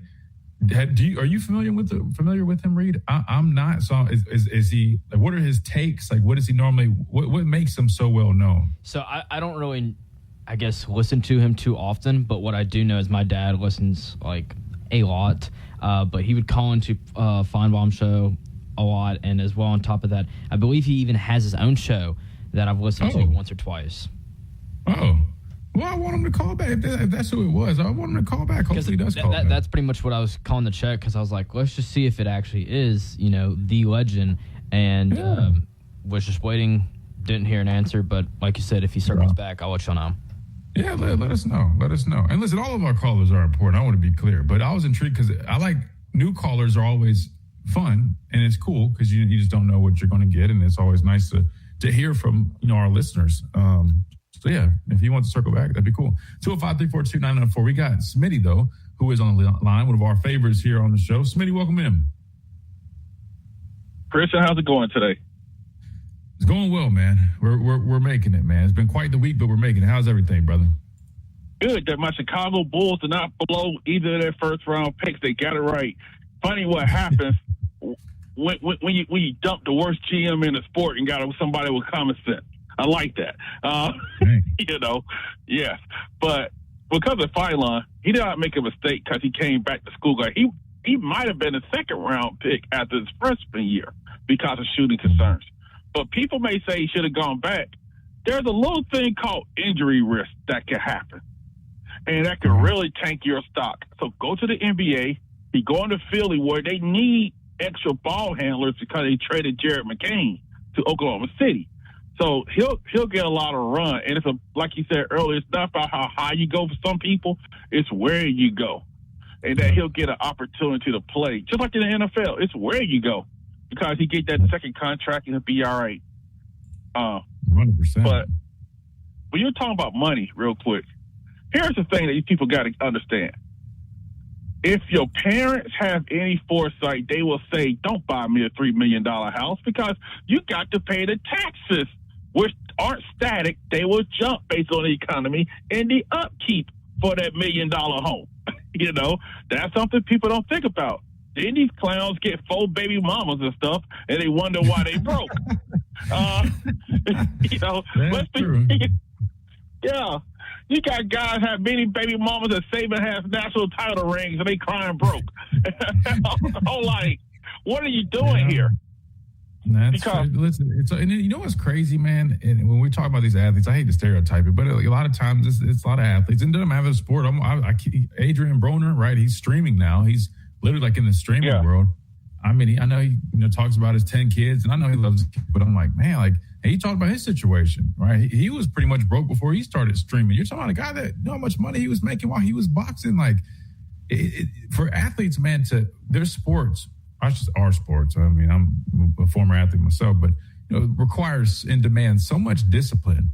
It always amazes me when it's like when you're not playing anymore. Like for me, and I know it can go one of two ways. For me, I strive for that discipline. I try to find it in a number of ways. Now, I'm not perfect. Listen, sometimes I'm trying to be so disciplined in other areas. I end up, a little bit undisciplined in others because I have so much attention on one thing. But I always am confused where I'm like, man, you need, like, you were trained and all that discipline was instilled in you. But then when it comes to like personal things in your life, they neglect it, man. It's weird. And one thing also, right, with this stuff, that money you may make may have to last you the rest of your life. And I remember Richard Sherman talked about his dad. Richard Sherman did not grow up rich. He grew up in the hood. But try to retire his dad was like, why don't I retire my state job? I get a pension. He said, that's your money, And because if you want to buy your parents a house, it doesn't have to be the biggest house on the block. Same thing with these athletes at NIL. You don't have to live in the country club because once your playing career is over, they are getting you up out of that country clubhouse and put the next guy up in there. I just think what happened. It's like even in the draft, these guys weren't even crying no more. They make so much money off NIL. They just giving the commissioner a handshake and smiling. They ain't even crying. Their parents aren't even crying no more. That is true, man. I was watching this past draft, man. They're doing interviews. They're like asking all the prospects that were going to be in the green room of the NFL draft this past year. It was like, what's your first big purchase, or what's your dream car? And all of them, I'm not even making this up. Probably 80% of them said, I already got my dream car, so I'm probably just going to. Yeah. What? You're right. Like they didn't have that same oh man, my life just changed. It's kind of like, all right, bet now I'm about to suit up in the league. And it's like, golly, I mean, it is crazy to me, man. It's totally different nowadays. So hopefully they have somebody helping feed them this information that we're talking about. Because, I mean, I know it's probably a little easier said than done, but all it really requires is a little bit of financial education and discipline. And these guys literally could not have to work a regular job for the rest of their life. They could just, you know what I mean, find things that they're passionate about and want to do and be set up. But instead, man, you get caught up keeping up with the Joneses, right? You're trying to live a life to impress people and all that. And then it ends up getting away from underneath you. And look at how many 18, 19-year-old kids at NIL up there being a breadwinner in their families. I don't have children, but if I did, I'd be like, look here, that's your money. Let's put that up. Stay on campus. 100%. Or if you don't want to stay on campus, get a regular apartment in a regular neighborhood. You don't have to put this money up because you may not have a long career in the league because the average career is like 3 years. And or I remember Brandon Clear said some guys he thought was first rounders on his team, they slipped. Anything can happen. You put this up because at the end of the day, you can still start a business, buy a decent home. But one thing I would say before he taught Brandon Sorsby, I think I put in the chat. Brandon Sorsby, his team learned a valuable lesson here. The NFL watches everything. They watch everything. And they are about protecting the shield first, second, and third. Because I read that letter that was put out. But they said that he showed no remorse. The first thing he tried to do was fight to get back on that field. I was like, he's cooked. And he's not good enough for go through all this trouble. I hate to tell people that because if he was that good in a weak quarterback draft, he would have been in the draft. Because when people say, number one transfer portal quarterback, guys, they going by what's in the portal. You can only take what the portal gives. And that is one reason why Alabama's taking 2 high school quarterbacks a year because it's cheaper than paying $5 or $6 million for Sorsby because you have to do it again next year. And he's not a great talent. So the thing is, this should be a lesson to people young athletes out there. These folks watch everything because every general manager is putting his job on the line with his first pick or especially at quarterback. You don't want your name on that, and this boy stink, with all the issues that he has. Well, I'll say this. I mean, and I do think he's a pretty solid player, and I don't know a whole bunch about him, just to be honest with you. But, I mean, there's talks that, he definitely could be in a first-round conversation. I mean, with the tools that he has, I'm not saying he was definitely a first-round pick, even if it was next year's class, but he was viewed as a decent prospect for sure. That said, you're right. I mean, if you're, and I thought about this, if you're going to try to take a chance on a guy like this that's coming with all this extra baggage, it better be worth it. And from my understanding, a lot of teams wanted a little bit more information on everything that's going on.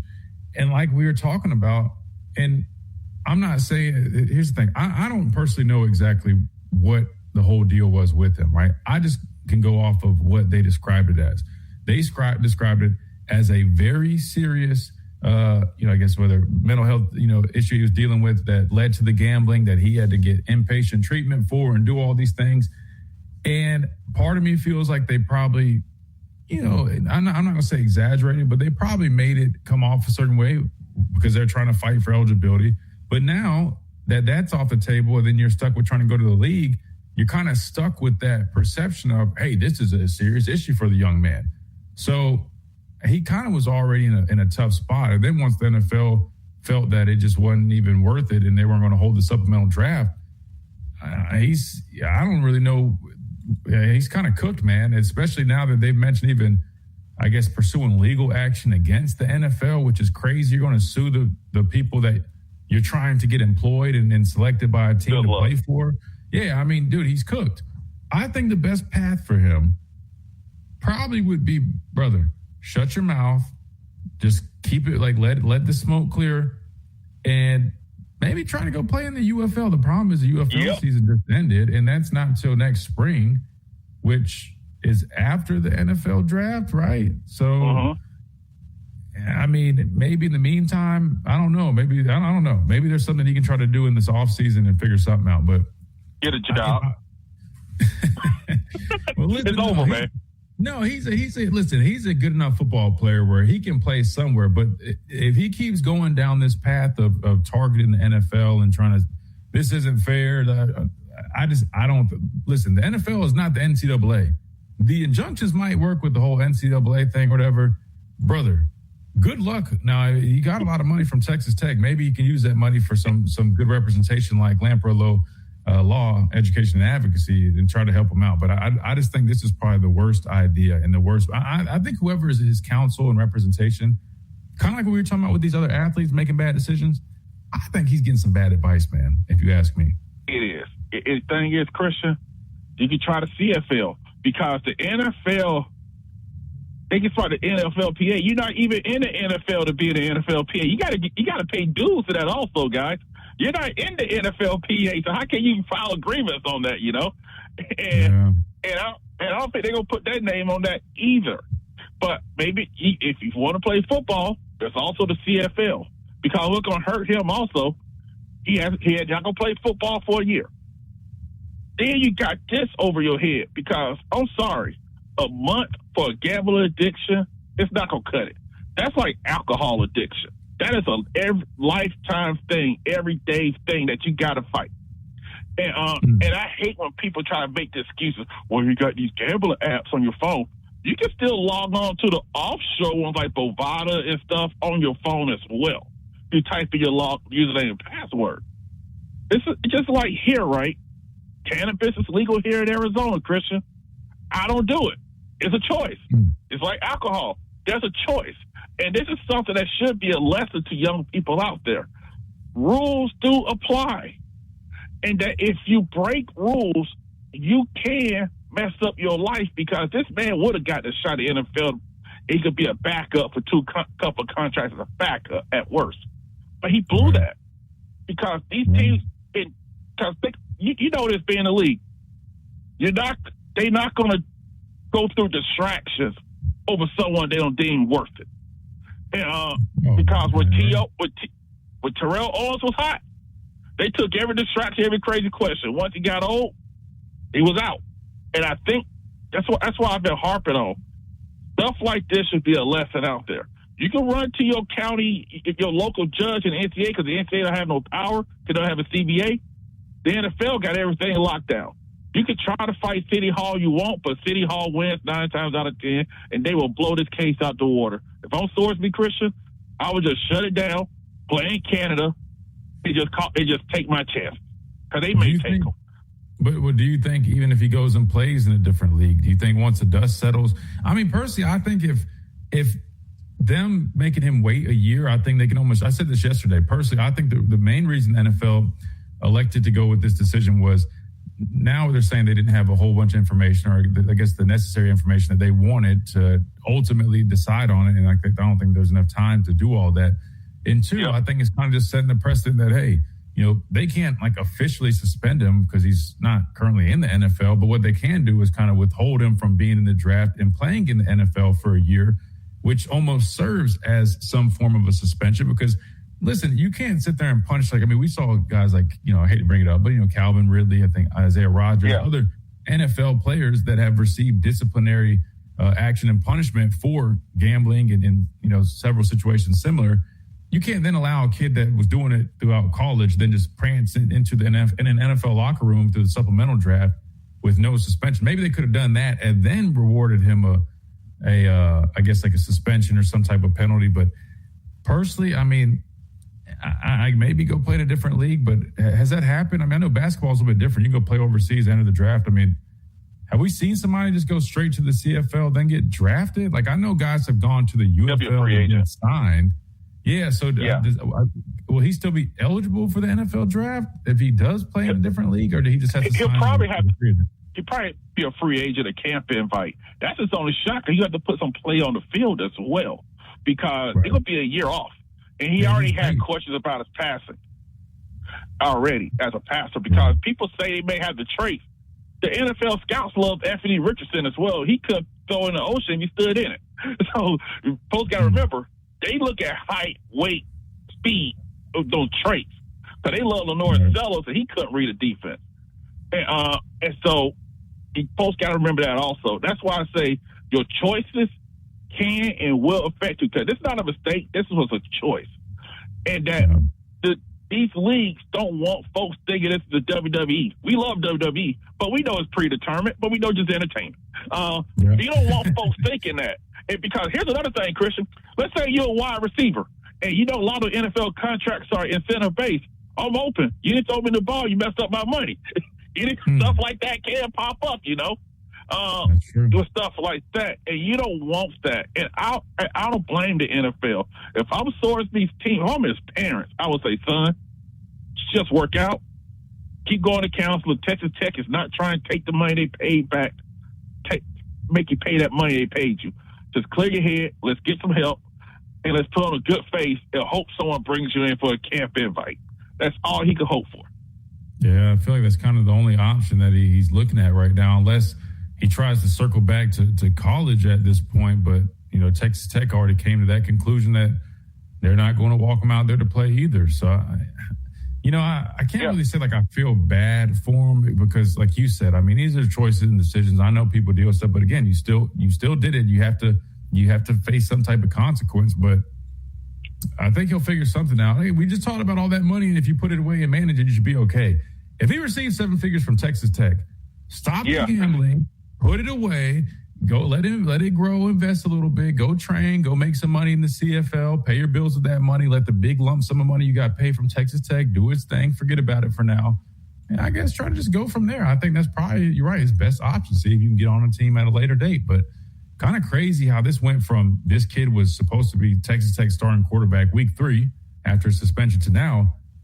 He's not even going to be in the NFL now, not even the NFL. He's sitting there with no, I guess, clear path right now to be on any team. Kind of crazy, but I definitely think it's a good lesson to learn for any individuals out there, young athletes that even considered downloading something like Prize Picks. Stay away from it. It's not worth it. Hey, you have a good one, Chris. I know you're up against it. Thanks for taking my call as always. You guys have a great day. Appreciate you, Smitty.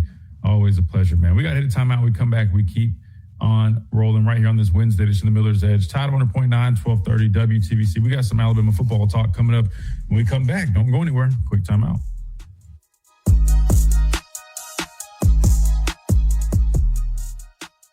Hey, it's Christian Miller, and I wanted to tell you about our friends over at Lamparello Law, Education and Advocacy. Founded by attorney and Professor Adam Lamparello, helping students at every level with mentoring, exam prep, applications, and career planning. Adam also represents students, faculty, and athletes in academic misconduct, First Amendment, NIL, and criminal defense cases. Known for real care and relentless advocacy. Chrysler Jeep Dodge Ram, Tuscaloosa's destination for iconic Jeeps. Owner loyalty earns $1,500 cash back on a new 2026 Jeep Grand Cherokee. Do you have cracks or potholes that are dragging down your property's appeal? Hey, I'm Christian Miller, and at Asphalt Restoration, we transform driveways and parking lots with expert repairs, new paving, or resurfacing. Fast, durable, and family-owned quality that you can trust. Don't let small issues turn into big expenses. Call 205-393-9140. Once all the tickets are sold, you don't have to be present to win. To purchase tickets, Venmo at Brandon-Massengale or bring cash to Jess Sumner at Cypress Supply.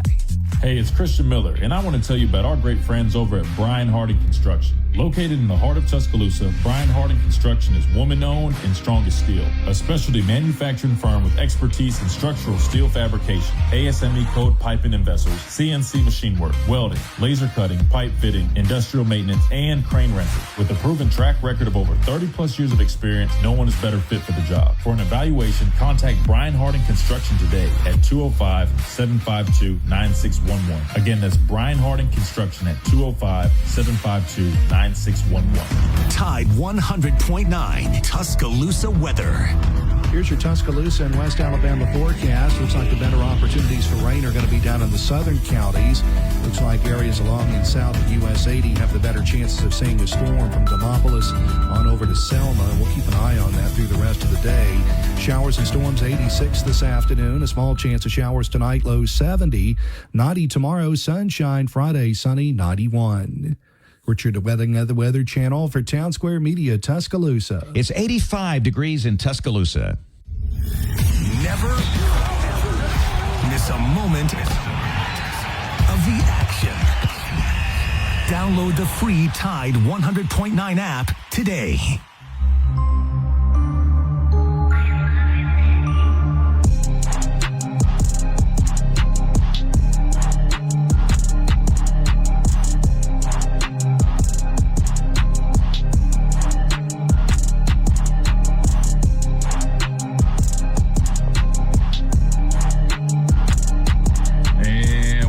Into this Wednesday edition of the Miller's Edge, Tide 100.9, 1230, WTBC. Reed, let's talk some Alabama football. I know people are probably fiending for it at this point, man. We've gone almost an hour and a half and hadn't really talked about it to this point so far, but we'll do that and we'll circle back a little bit to some of the other conversations that we've had. But before we really dive into Alabama football, I do want to talk about the big, I guess, news about the 5 for 5 that will affect not only Alabama football, but all football programs, basketball programs, and so forth. Let's start there because that will kind of lead us into some roster talk if we have some time left. But the 5 for 5 rule, Reed, officially has gone through, or I guess it's been officially voted to be approved.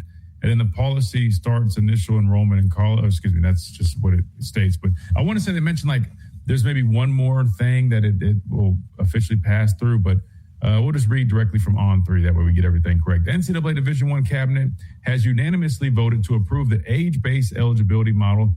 It's a landmark moment in NCAA, marking a shift away from the model that allowed athletes 4 seasons over 5 years with no age restrictions. The age-based model calls for an athlete's eligibility clock upon initial full-time enrollment in college or at the beginning of the academic year following their 19th birthday, whichever occurs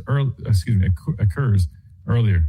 The cabinet's decision is not final until its meeting concludes Wednesday. So that was the part that I was mentioning. So once that meeting concludes, it will be official. It goes on to read, basically, this is from Charlie Baker, the NCAA president. He said, "I'm pretty optimistic it's going to happen, mostly because the primary conversation hasn't been about the idea of an age-based eligibility model being controversial. A lot of people are familiar with it because they've dealt with it in other settings and they understand the simplicity of it." So basically the way it works is, like we mentioned, 5 years to play 5, right? So I was here 5 years, but I played 4, right? Because before it was you could redshirt and still have 4 years of eligibility. Then it was tweaked a little bit where, hey, you can play up to 4 games, still redshirt, and so forth. Started seeing all these guys suing, wanting extra years of eligibility. There was all these, well, what about me in this situation or this, that, and third? Well, now it's just you get 5 years to play 5 years, which I think, that's for the athletes. I think that's a great deal right there, Reed, to be honest with you, because it gives guys more time to develop. Now, it kind of, I guess, somewhat hurts high school recruiting, maybe, if I'm thinking from that perspective. Maybe would you feel that way, Reed? The reason I say that is you have a guaranteed 5th year for other guys to hang around. So maybe there's a little bit of an impact on high school recruiting. But the positive here would be guys like Caleb Woodson, guys like Desmond, let's just say Zulu, keeping last name short. We don't want to butcher that. Transfer from South Carolina. Bray Hubbard, I think, would fall under this list. I think I bookmarked. I think one of our beat writers had posted the guys that would be affected. And of course, it's not here where I'm looking for it now. But anyway, and then with basketball, Aiden Holloway and a couple other guys. So like some impact players would now be granted an extra year of eligibility. So I think from a team perspective, it definitely helps you out as well. And like you mentioned, from an athlete perspective, there might be some guys who might be looking at mid-round grade players, maybe later round guys. They now have a fifth year to come back. And I just know from somebody that played 5 years, my fifth year here at Alabama as a senior, I mean, that was my best year of ball. I mean, I was a lot more mature. And it's not that, I was a fifth-year senior, so I just was playing against young guys that weren't good. No. It was just I was now, at that point, I was like 22 years old. I had finally filled out physically. And I just had a wealth of knowledge about, the game of football itself, is what to expect, the speed of it, playing in the system I was in, playing in this league, the SEC, and it was extremely beneficial. And I mean, I ended up having 9 sacks or so, and against splitting reps, right? Anthony Jennings, we just played nickel a lot of the time. We didn't really have 2 guys on the field other than some, third downs. But that said, I think it's a good rule. I think it creates simplicity. It weeds out all the extra, hey, guys, fight this, that, and the third. No, listen, as soon as you get here, your academic stuff starts, your clock's ticking, you got 5 years, or your 19th birthday starts then. Now, I have to read it up a little bit more, Reed, in terms of, like, injuries. So, like, let's say you get hurt. I got to look into detail on that part. If you blow out your knee, like Noah Rogers, are you still able to get an extra year for that situation? Or is it just, hey, you get 5 years to play 5 years? If you get hurt, 2 of those years, unfortunately, but it's burned. I need to look into that. But what do you think so far, just initial thoughts, Reed, while looking at that on this new 5 for 5 that's been passed? Well, Christian, I think really if you look at the positives and kind of the negatives and you try to weigh them out, it relatively leans positive, because I think you made a good point about the recruiting. I think it would slightly hurt, right? Not like significant, like a full-on punch, but, little tap hit, because, you are going to retain a couple more of those guys. But like you said, though, it gives those guys that extra year to mature, to continue to develop their game, and potentially ride their draft stock. So I think relatively, I think it's good. And those guys that, like you said, 7th, 8th years that are finding their way to continue in the game, those days should be gone. Yeah, and listen, when I say, like, taking the hit to recruit, it's more so just, like you said, when guys are hanging around, because we've been seeing that, right? Whether it's people using COVID years, we talked about that frequently. Like, the fact that guys are able to stay longer, it does impact high school recruiting some. I guess the reality is, the more we think about it, I think they've kind of been acclimated to this now at this point. Since COVID, we've seen guys hanging around a little bit longer anyway, so maybe people are a little bit more used to it. So I don't think it's going to do any more damage.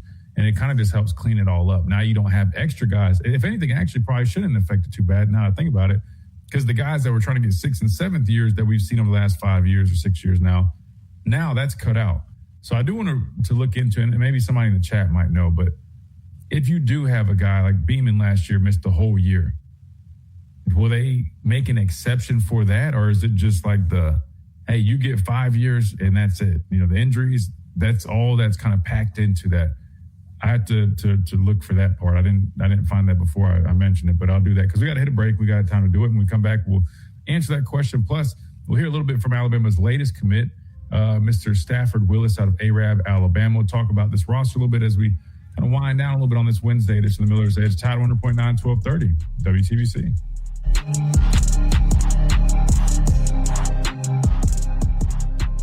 What does it mean to advertise and do your marketing with Town Square Media Tuscaloosa? Melissa started her business in 2014. What would you say to someone considering Town Square Media Tuscaloosa? My experience with Town Square Media has been awesome, and I would definitely recommend it to anyone. I think that this is the first time in my marketing experience that I've been able to see my return on investment. I would definitely say in the past that has not been the case. In this, I like knowing that that's 100%. A lot of the marketing we've done has been radio. You guys have so much more to offer than that, whether it's, websites, from targeted marketing to radio. You are kind of a one-stop shop, and it makes doing marketing so much easier. So I would definitely recommend it. For more info on marketing with Town Square Media Tuscaloosa, call 205-345-7200 or click on Advertise with Us on our website. From our home base in Birmingham, Alabama, we are here treating patients from every generation across the United States and from around the world. We're here for the rookies and the dreamers, trying to make a name for themselves. We are here for the achievers who are resilient and won't take no for an answer. We're here for the coaches, athletic trainers, and mentors. New Honda comes with a lifetime powertrain warranty. Lease offers 0 due at signing, 36-month, 10,000 miles per year closed-end lease. No security deposit required. Excludes tax, title, license, and dealer fees. For well-qualified buyers with approval from Honda Financial Services. Offer ends 7/6/26. Hey, it's Christian Miller, and I wanted to tell you about our friends over at Lamparello Law, Education, and Advocacy. Founded by attorney and Professor Adam Lamparello, helping students at every level with mentoring, exam prep, applications, and career planning. Adam also represents students, faculty, and athletes in academic misconduct, First Amendment, NIL, and criminal defense cases. Known for real care and relentless advocacy. For guidance you can trust, call 201-317-5115 or visit lamparello-law.com. That's Lamparello Law, Education, and Advocacy. Proud partners. Do you have cracks or potholes that are dragging down your property's appeal? Hey, I'm Christian Miller, and at Asphalt Restoration, we transform driveways and parking lots with expert repairs, new paving, or resurfacing. Fast, durable, and family-owned quality that you can trust. Don't let small issues turn into big expenses. Call 205-393-9149 for your free estimate today. That's 205-393-9149. Asphalt Restoration, where smooth roads start. Roll Tide. Want to know what's going on with the Crimson Tide? Download the Tide 100.9 app today.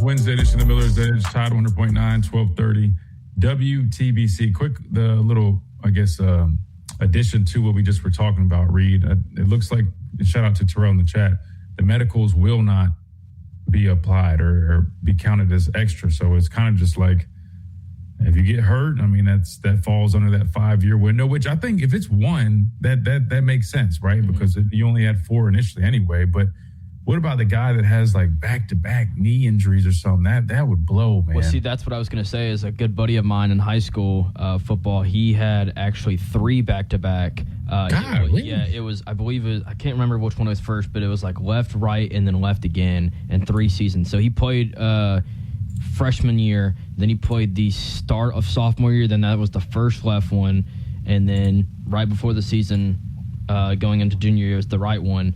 And then I think first or second game again in his senior year, it was the left one again. And I just felt so bad for him. Yeah, I mean, that's a tough draw right there. I ain't going to lie to you. Now, of course, it's probably not the most common situation, but it's happened. Hell, who's the running back? Is it Darren McFadden? Or wait, there's a running back that tore his knee twice in college. Maybe not Darren. I don't think it was AP. I feel like it was an Oklahoma running back. I could be wrong. There's a running back that at least when I think of like nasty knee injuries, I think of Nick Chubb. Oh man, well did he have one in college too? I know the one in the NFL was rough for sure. I think he had one in college. Yeah, because I think he ended up that was the knee he hurt. Terrell made a good. I was thinking Marcus Lattimore from South Carolina, but I don't think did he have multiple knee injuries as well? I know he had a gruesome one that really kind of shelved his career, unfortunately, but Marcus Lattimore was a dog. That was who I was thinking about when we were talking about knee injuries. Knock on wood. Oh, man. Those are tough. But Terrell had a good point, though, about like Danny Lewis. Like, he's missed a lot of time, with injuries, I think multiple injuries. So, unfortunately, like somebody like that, I mean, it doesn't sound like he would be credited or have that opportunity for trying to recover maybe another year, if that. Like I said, I think for me, I think in a perfect world, if it's one season that you miss because of injury, I think that's completely fair.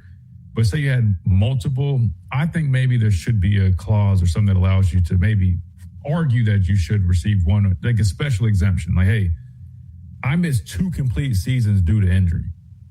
Just want to get one of those years back. I think that would be fair. Let's hear from Bama's latest commit. We'll talk a little bit about some Alabama football. I promise you guys we would do that again. Stafford Willis committed to Alabama last night, and I want to say Justin Smith either was there or has some clips of him speaking from Touchdown Alabama magazine. Excuse me. So let's go ahead and hear from Alabama's latest commit, talking about his future position coach, Adrian Clem. I love Coach Clem. You know, we went on a couple practice visits. I love that guy. Then just getting to know him more. You know, he's my guy. He's my coach. I love that dude. I can't wait. Can't wait to get coached by him. He's a legend. So you clearly hear the enthusiasm, the passion, not even just for, I wouldn't say like Alabama necessarily, he gets that in a second, but talking about Coach Clem specifically, Reed, which, again, we've heard nothing but positive reviews on Coach Clem so far, and you can hear from his latest offensive lineman commit, man, he's doing something that's really leaving an impression, on these young men. So here's the next clip from Mr. Willis. He was talking about their plan, their vision for him, kind of what they were I guess, pitching to him in terms of coming in and being a part of this team here in Tuscaloosa, and this is what he had to say. In their scheme, I'm going to be playing guard. They see me as a guy that can start in a year or two, so I'm really excited for it. It's going to be awesome. They think I'm a powerful run blocker, athletic enough to pass that. It's going to be awesome. I'm excited for it. So it definitely makes a lot of sense there, Reed, watching this tape. You mentioned the power he has in the running game. They see him as a guard. I think it makes sense. He's listed at 6'5". I don't know. His arms didn't look super long, so I don't know about the true length. But I just know footwork-wise, it probably feels a little bit more like a guard. So I think it makes plenty of sense. I think he'll be a nice fit there. Now, he did say, they told him that there could be a path to him starting in a year or two. That was kind of interesting. I mean, because when you think about it, we got everybody able to return that is currently in the offensive line room. And when he says a year or two, I'm assuming he means like he would be here 1 year. So that would make 2028 that year.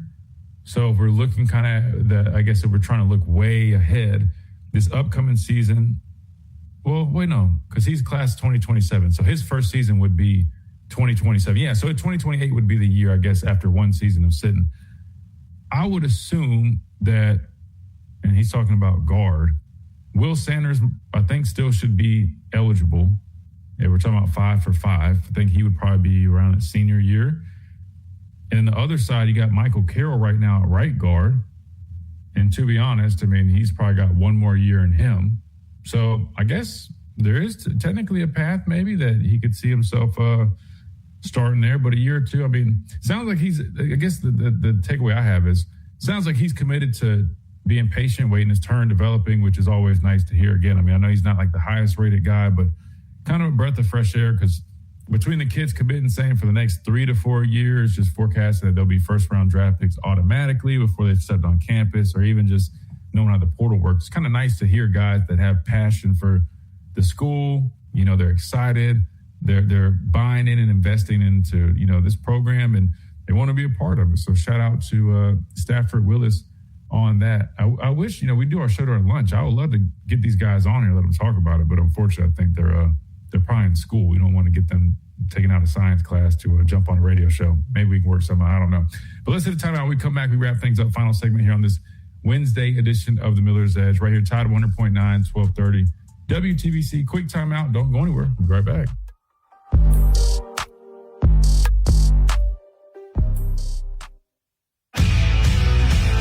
Up on the game with Ryan Fowler. Coming up on the Wednesday edition of the game, we're going to talk with Aaron Torres, Fox Sports national analyst. We'll talk to Pete Butak from collegefootballnews.com. We'll do that starting at 2 p.m. on the game with Ryan Fowler on Tide 100.9, 1230 WTBC, your home of Alabama Crimson Tide Sports. The longest-running sports talk show in Tuscaloosa. The Game with Ryan Fowler. Weekdays from... Once all the tickets are sold, you don't have to be present to win. To purchase tickets, Venmo at Brandon-Massengale or bring cash to Jess Sumner at Cypress Supply. Do you have cracks or potholes that are dragging down your property's appeal? Hey, I'm Christian Miller, and at Asphalt Restoration, we transform driveways and parking lots with expert repairs, new paving, or resurfacing. Fast, durable, and family-owned quality that you can trust. Don't let small issues turn into big expenses. Call 205-39. Ask your doctor about Tremfya today. Call 1-800-526-7736 to learn more or visit TremfyaRadio.com. Tide 100.9 Tuscaloosa weather. Here's your Tuscaloosa and West Alabama forecast. Looks like the better opportunities for rain are going to be down in the southern counties. Looks like areas along in south of US 80 have the better chances of seeing a storm from Demopolis on over to Selma. We'll keep an eye on that through the rest of the day. Showers and storms 86 this afternoon. A small chance of showers tonight, low 70. 90 tomorrow, sunshine. Friday, sunny, 91. Richard, the Weather Channel for Town Square Media, Tuscaloosa. It's 85 degrees in Tuscaloosa. Alabama fans are all over the world, and we are too. Download the Tide 100.9 app right now in the App Store and Google Play, and take the Crimson Tide everywhere you go.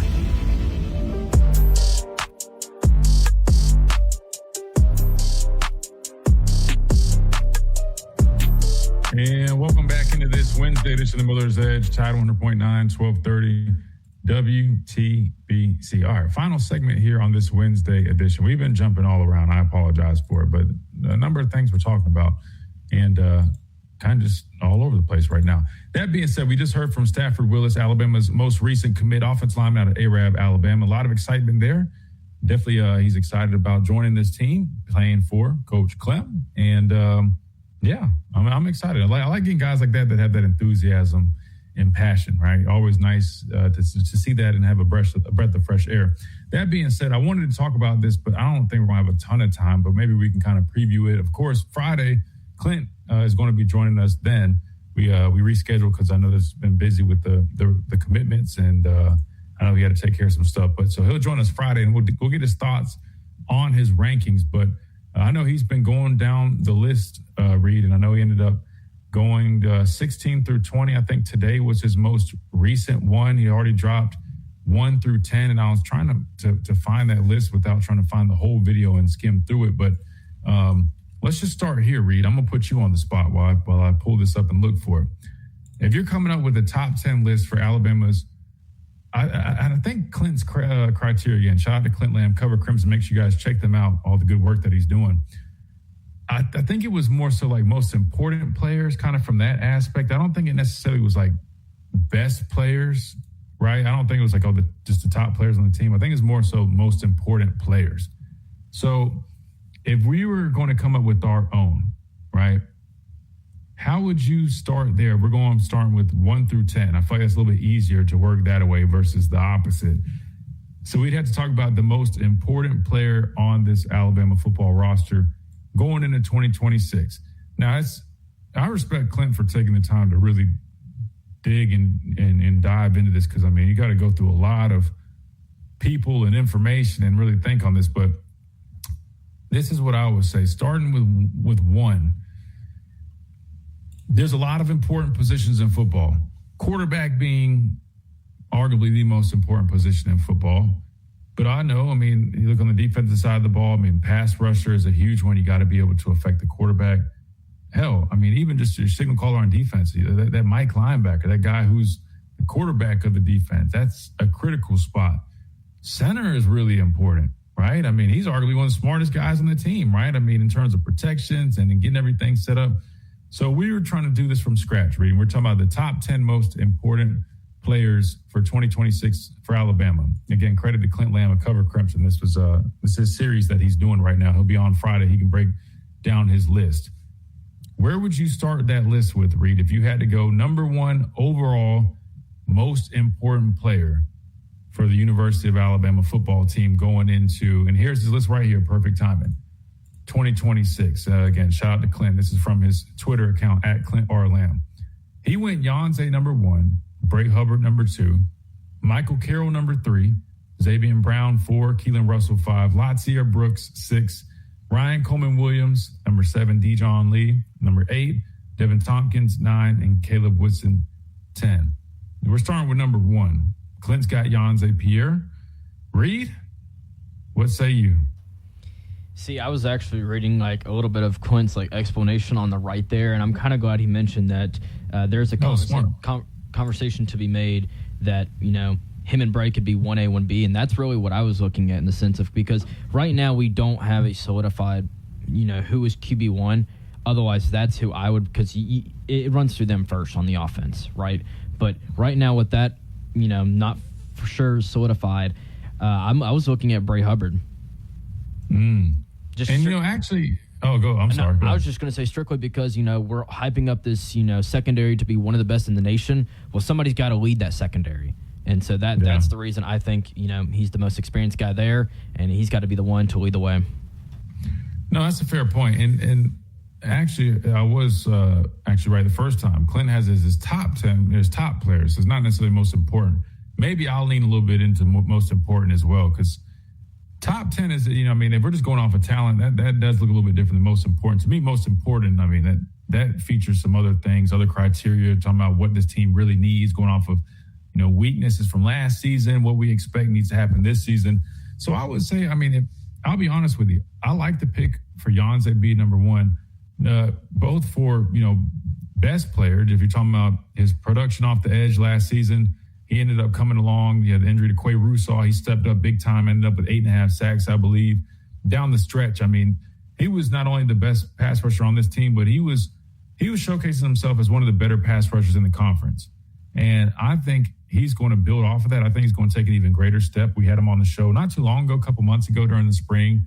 Love to get to talk to him. I know he was coming back, had some stuff he's taking care of, and I think he's feeling a lot healthier now. And he's put on weight. He's bigger. He talked about wanting to improve setting the edge here on the show with us. And really from a pass rush perspective, man, just when I watch him, I think he's got so much more left in the tank, because he's a guy that coming out of high school, he was, you know, a very quick twitch. I mean, I watched him work a number of things. He talked about that spin move he liked to do. I watched him do it at football camps and whatnot. And just seeing him rush last year, it felt like he was still finding his footing, which happens, right? I mean, that was the most amount of snaps he had played all year, especially with Quay Russaw going down. And you could just tell, man, his comfortability just kept getting better. Kind of like we were talking about with Tyler Younger, you know, just feeling it out, having a much better feel for, you know, countering back at the level of the rush, learning how to really, you know, sell your fastball, counter off of that, set tackles up. Like, you could just see the evolution of his pass rush, and it was critical for this defense last season. So I like having Yonze up there with Bray Hubbard at 2. Bray is super, super productive. If we're saying most important, I would probably bump him down a little bit. But if we're just going off of best players, just based off production, and I'm glad you pointed that out. Clinton has great explanations to the right side of it. Again, this is from his personal Twitter at Clint R. Lamb. 7 INTs and 4 forced fumbles over the last 2 seasons, man. Bray Hubbard is a ball hawk. I mean, there's no denying that. Sometimes a little bit of inconsistencies. I know we talked about that sometimes in terms of just really run fits or just, you know, being where he's supposed to be or things like that. But in terms of making plays, it's almost like he was like a ball magnet. Like, the ball would be just coming to Bray Hubbard, and not just like by accident. Sometimes, you know, air throw, but the reality was, man, he's always in position. Smart guy, physical, right? I mean, he can do, you know, a number of different things for you. He can cover, come down, play in the box, help him run support. So I like that pick. But like I said, if we're going on best players, I see it. If we're going on most important, I almost wouldn't be afraid to bump a guy up like Michael Carroll, right? Talking about that offensive line. We're talking about an offensive line group that needs to be better. So in my opinion, like a guy like him, he could help set the tone. He played a lot of snaps last year. He's the returner with the most experience, which is crazy to think about because he was only a true freshman last year. Granted, Javen James, I get it. He played at Mississippi State, but I'm saying returning here, he's the guy. And he has the tools and traits to be, in my opinion, an All-American type of player. I mean, I think he was a freshman All-American. I think he's just going to help set the tone there. I like him a lot. I think he deserves to be there. Xavier Brown, lockdown corner. You know, sometimes corners that are really good, they don't have all the stats because people don't throw at them as much. But if you watch him, man, they play a lot of zone. He's more than capable of doing that. He's got good length. He's not, you know, DJ Lee tall, but he's got really good length. But what separates him is he's kind of your do-it-all corner. He can play man, really well. You watch some strap up Cam Coleman against Auburn. He can play zone when they're playing that cover 3 defense, some cover 2. I mean, he does a really nice job in zone as well. But he's also a physical tackler. He kind of is one of those cornerbacks, kind of reminds me a little bit of, like Marlon Humphrey-esque, not as physical, but in terms of being able to kind of do a little bit of everything at corner. Good size. I think they're probably similar height and stature. Again, Marlon's a little bit more on the physical side, but still, I think he's an important player. So we'll have more time tomorrow. Maybe we'll be a little more specific, but I wanted to intro that because I do like the series that Clint is doing. He's breaking it down. He's going like 1 through 10, then 11 through 15. So we'll have him on Friday, let him explain a little bit more, and we'll keep on breaking this down. Again, shout out to Clint Lamb at Cover Crimson. This is his idea, and we're just borrowing it to talk a little bit on this Wednesday edition of the Miller's Edge, which we are now wrapping up. Appreciate everybody who contributed. Big thanks to Reed Behind the Glass, all of our listeners via Tide 100.9, YouTube, X, all the platforms we stream on. We appreciate you guys. We look forward to doing it again tomorrow right here. Same time, same place. Have a great day, and we'll see you guys then.